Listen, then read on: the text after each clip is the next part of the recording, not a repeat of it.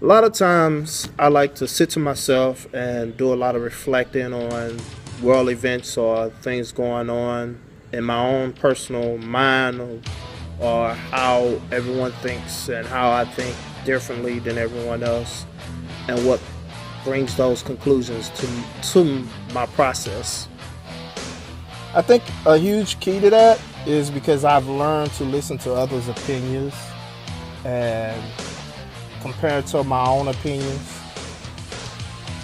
And I come to a fair conclusion. And I think that skill comes from also me understanding. The understanding skill comes from me also in my own brain. I argue the other side of any opinion that I have to cover all my bases.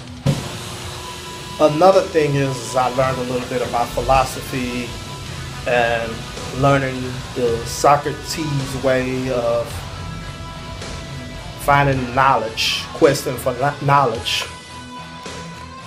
And what he would do is he would ask questions. He would question all. Like, for example, he would question, what is sleep? And someone would say a relaxation rest period in which someone relaxes and their body shuts down for the night. And he would ask, what is shut down? What is relaxing? What is shut down? Or, he would question everything part of the answer in which they gave to the initial question. This is helpful because when you're debating, you've already figured out what you're going to answer to each question someone brings to the table, or each argument or response they brought to the table.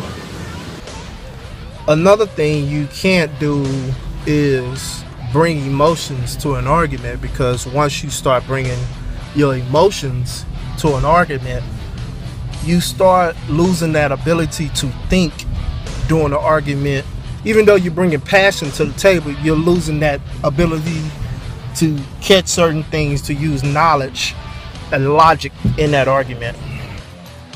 And when arguing with someone who argues on the emotional level, and you are a person who has to use logic to win an argument, the big mistake is if you go emotional, then in that situation, you're not at your best, and that person who's emotional is at their best. And if you stick to logic and don't let them wear you down, you're gonna win that argument.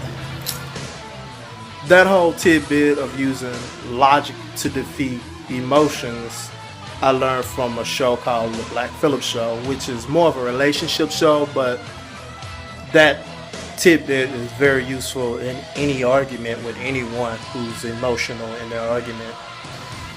So when you're debating someone, what do you use?